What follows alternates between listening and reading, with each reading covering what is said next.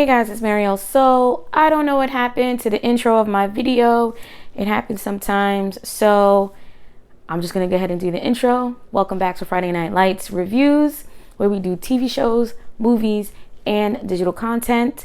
And don't forget to like, comment, and subscribe and share this video. So let's just jump right into it. Bye. So, with our Friday Night Lights reviews, this is where we do reactions and reviews to movies, TV shows, and other digital content. I know so far we haven't done other digital content, but that is coming. So I just thank you guys for hanging in there with me. I thank for all the subscribers that have subscribed. Thank you so much. I love you guys. And for the newcomers that are just watching this video today, won't you go ahead and click that subscribe button and like it. You guys can also follow me on my other social media accounts. Those links will be in the description bar below. And let's just jump into what we're going to be doing today. Obviously, we know the big thing that's going on right now is the season finale or series finale of The Falcon and the Winter Soldier. It was amazing. It's episode 6 called One World, One People, which is kind of fitting to the things that we notice that go on in this episode. I do apologize, guys. This definitely is going to be a spoiler review. Pretty much all of my Falcon and the Winter Soldier reviews and reactions are spoilers. So please pause this video, jump on it, go ahead and watch it on Disney Plus. Come back, talk to me in the comments. Mine is going to be blown, like my mind is blown right now. So without further ado, you know what we're going to do. We're going to react. We're going to give our positives, our negatives, what we thought about it all as a whole. Do you think there's going to be a second part to this because it was just so amazing? And we're going to wrap it up and then we're going to talk about our final thoughts, okay? So let's just jump into it. So, you guys, episode 6, season series finale of The Falcon and the Winter Soldier. It was amazing, was it not? Did it not give you straight theatrical movie theater vibes? Because I know it did for me. I was really trying to watch the video with you guys while I react to the episode, but my computer is just not being my friend right now. So we're just going to do it like this. So let me just break down each scene and then we'll talk about it, right? So where they left off was episode 5 called The Truth, where we see John Walker get court-martialed for killing one of the flag smashers on TV because everybody knows everybody's filming everything with cameras, with phones. It all happens. Then we find Val, who is recruiting John Walker. We also see that Sam lost his wings because John Walker ripped them joints right the fuck off. And we saw that Bucky went his separate way, but then came and helped, flirted a little bit with Sarah. And it ended with Sam opening up the box from the Wakandans to see what he was going to get. Now, I thought he was just getting new wings. I did kind of have the inclination that it was going to look like the red, white, and blue. But the suit and the wings and the 2 red wings, the fucking suit was amazing. It was so freaking dope. I mean, I know it was in the comics, but I had never seen that comic. And I know where the hell have I been, but don't come for me. So let's just start with one of the scenes where we see Sam. He flies in looking all types of fly in the new Captain America outfit, because we can't call him the Falcon anymore, but I guess we can, right? So the scene where the flag smashers do the whole shutdown thing at the GRC because they're about to make this vote, right? And then all of a sudden we see the shield just bust through the damn window, knocks out the dude, and then boom, we see Sam come in with his whole new outfit. That was an amazing shot. That was just so freaking dope. I just can't get enough of it. I just can't not get enough of it. Also, It was pretty dope. The cinematography, the whole CGI, however they did it, when Bucky was trying to, make sure he keeps an eye out, and then Sharon comes in, she takes a little digital mask off. That shit was bananas. Then what was crazy, how we see John Walker making this whole makeshift shield because he's a little in the head. And I mean, don't get me wrong. On one point, I do give it to John Walker. I understand that he wanted to make a difference. He wanted to be the Cap, be the new Cap, and do what was right and serve justice and everything like that. But bro, you really got to dial it back a little bit. But we see what happens to him later on in the episode, right? So the next scene that I thought was amazing was the whole fighting scene with Sam and the guy that he already took out from the very first episode, and he wanted his whole revenge thing and everything like that. Just the way Sam moved, the way he was kicking ass, I mean, it was dope. It was so freaking dope. So let's get into a little bit of the storyline, right? So the storyline, the dialogue in this episode is the best by far when it's talking about the current climate, when it's talking about the disparity of how people get displaced when something happens, the government falls, or like in all the Avengers movies and Marvel movies, the world is always coming to destruction. And we're talking about the 5-year blip, right? They were all displaced people once everybody came back. Now, the dialogue that they did when Sam put that ass whooping with that speech, I was in my room, y'all, shouting. Sam had said a whole word. But when he put it on them that, yes, I understand people were put into these homes and people were given shelter and given medical and aid and all this other stuff, but then when the people came back, you kind of just threw them all away, right? So when Sam was saying like, okay, yeah, it's not perfect, but you can't just say, okay, we feel bad for the people who came back from the 5-year blip, and then the people that were left helpless, kick them back out on the fucking street. Like, that it don't work like that. And Sam was basically saying like, yo, you're the senator, you're the mayor, you're the whatever. This is the government. We know decisions are not made lightly, but you're showing that it was made so lightly. You did not take in all considerations of what was going to happen to the people that you kicked out, that you took assistance away, that you took the medical assistance away, which is why Kaale was so upset because of her guardian. She was sick. And then when everybody came back, you kind of just, like she said, you let them all die. And yeah, I know, I totally agree with Sam. Like, yeah, what she did was wrong, but her fight was right. And y'all should have just sat down and thought of a better plan. It's not going to be easy. You didn't sign up for this job to be easy. Clearly, I didn't sign up for this job to be easy because look at me. I'm a black Captain America. There's people right now in this country that are mad that I'm sitting here representing the red, white, and blue stripes. As a black man, there's other black people not agreeing with it. But I took this on because I knew it was hard, not because it was easy. And if I could do that, how come y'all can't do that? Y'all sitting here, a teenage girl had to die to show you what was right and what was wrong and what you can do and what you should be doing. So that whole dialogue was just, guys, it was just so freaking dope. I love the fact that with Sam even saying the things that he said, even though he told Bucky, you got to be of service, you got to go back and you just can't just not do anything and just mark names off your list. You got to be of service, even though it could end up with that person still hating you, not forgiving you, or whatever. And I mean, the speech that he made on TV to the GRC, we know that it gave Bucky that extra push to go and tell the guy that he respects that he killed his son. and that he was the Winter Soldier and that he didn't have a choice.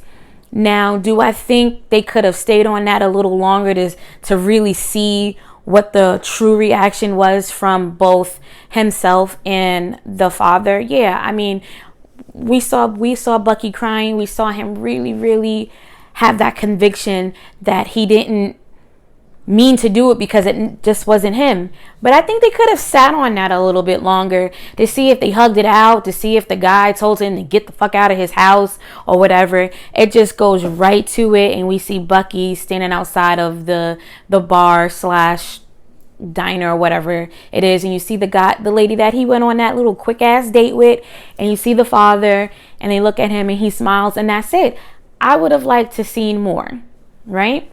But enough about that, right? Let's go back to these fighting scenes. Who else was freaking hyped when we saw John Walker come in there? And at first we see it that he just wants to get Carly, he wants to kill her and everything, but she knows deep down inside, for Bucky, for Sam, and John Walker as well, if you create a diversion, we need somebody else to need help, and then they'll distract, we'll be able to go because they'll get distracted enough. And when he was about to kick her ass and that car, that armored truck almost fell, and John Walker showed who he was in the beginning, which was nice to see, right? It was really nice to see. And he tried his hardest to pull the armored truck back, and it was almost there, and they came after him. And just off the strength of Bucky falling and fucking landing in a superhero stance, like, yo, that shit was so boss. And it was so great to see Bucky looked kind of shocked that John Walker was not doing for self. Like, in that moment, he recognized that you help people. It can't just be about revenge. It can't just be about vengeance. At this point, if you're going to let innocent people die, you're no better than, right? And everybody got their ass whooped. And it was super funny when the guys thought, okay, yeah, y'all was going to get away with it. And John Walker said that quote from Abraham Lincoln, and Bucky was just like, really, Lincoln? He was like, yeah, it was the greatest quote. It was amazing. I thought that was so cool. And I love the fact when Sam came in with the whole cap, shields, and the Captain America and everything like that, and John Walker didn't, he looked kind of like, how dare you, like, this is mine. But then after hearing Sam's speech, he knew he wasn't doing it just because he didn't want him to do it. I felt like he knew, okay, this is because I am about justice, I am about making wrongs into right, and you got to respect a man who does that. And at the end of the day, John Walker knew he wasn't going to get the shield back, and John Walker had to understand that he was no longer going to be Captain America. My favorite line out of the whole freaking episode was when the guy said, yeah, that's a Black Falcon, and the other dude was like, nah, that's Captain America. I was like, hey, right? So that was my favorite line, because that was something that at first Sam was holding back from being Captain America, right? He didn't want to be known as the Black Captain America. He just wanted to be Captain America. Like, he didn't want to be known as a Black Falcon, just the Falcon. I just love how he did that. I love how the whole episode just kept hitting topics after topics after topics, and Marvel is just out here killing the fucking game. Like, watching the episode 6, it felt like I was watching a Marvel movie, not a mini series, not just a show that comes on every week. It legitimately felt like a regular Marvel movie, and they're just out here doing the damn thing. I mean, with WandaVision, Falcon and the Winter Soldier, then Hawkeye's coming out, then Loki is coming out. Like, I already know for a fact they're batting 2, right? They're both amazing. I just cannot think that they're not going to be as good as the 2 shows that came before them. Another dope thing that I absolutely loved was The ending. You know how we all know how Marvel does their endings. They're so theatrical, they're so dramatic, and it went from the Falcon and the Winter Soldier to Captain America and the Winter Soldier. Like, you guys, that was on point. Now, I know it's not a shock to everybody. I hope it's not a shock to everybody that we know that Sharon Carter is the power broker. I feel like we learned that she was a power broker by like episode 4, I believe. Well, at least I knew, and I know you guys figured it out as well. So what came to a shock to me is that when Sam kept his word and he apologized to her and he reinstated her and he gave her a full pardon, and she was like, yes, I'm so excited, thank you, you have no idea how long I've been waiting to hear these words. And then when she walks out, she goes, yo, we don't got the super soldier serum anymore, but I think I got one better. We're gonna have weapons, government plans, all that. I'm gonna keep you posted. Like, damn. But I guess when you have been shunned and shamed by your government, by the same people you vowed to protect, and then they turn their back on you. And I mean, look, she was just engulfed in that world, engulfed in that title, the power broker. She is highly feared. I guess you just can't fucking shake that. Like, yo, at the end of the day, I've been on the run for mad years now. And you think I'm just gonna go back to this regular schedule programming? She's like, nah. So that kind of did shock me, but low-key didn't shock me because, like I said, she was on the run. She had to go all the way out the country to Madripoor and just make this new persona for herself. And it was crazy. Now let's talk about the part in the episode. I don't know if y'all cried, because I sure enough cried. I cried big girl tears when Sam went to go see Isaiah again, and he said, I heard what you said. And he was like, yo, maybe he's not full of shit. But he's like, you just can't give me that one. And I love that. I loved that what Sam said. Like, at the end of the day, I'm going to be this person. I know it's going to be hard. I know I may even die. But I'm going to be like the people before me. The people that paved this way. The people that did all these sacrifices for me to stand here and say, I am Captain America. And I give it to you, Isaiah. And Isaiah was like, you're not a Malcolm or a Martin, you know. But it'll do, right? And then when he told him, yo, get cleaned up, let's go take a ride. And then the grandson was like, where we going? And he was just like, all right, whatever. And he takes him to the museum, and we see that statue of Isaiah, and we see that Sam said, you know, now the country will know what you did for them, what you sacrificed for them. And I'm never going to let them ever forget who you are and what you've done and who you were to this country. Niagara Falls. Like, I was out here, big girl, crying. Because it was like, sometimes you just need it. I know some people think you shouldn't need a pat on the back. You shouldn't need this. You shouldn't need that. But it's like, damn, look what the fuck y'all did to me. The fact that someone's telling me that they see me, they don't see this criminal, and that it's a person that looks like me that sees me, that it didn't take another race or somebody else to do this. Like, the black man held up the black man. And I don't care, y'all can say whatever y'all want to say about that, but that's just how I felt. It made me cry. It made me really happy at the end of the day. And then, you know, the whole joyous part where Bucky goes to New Orleans and he's with Sam and they doing everything and they're being congratulated and Sam is being praised and everything like that. And Bucky had the little kids hanging on his vibranium arm. The way they ended it was amazing. And I know in my last review and reaction in episode 5, I said John Walker becomes Agent 1, U.S. Agent 1, and I was completely wrong. I don't know where I got the 1 from. I don't know. But he's just the U.S. agent. We know that from the comics, and we see how Val was like, look, we're not going to need Captain America.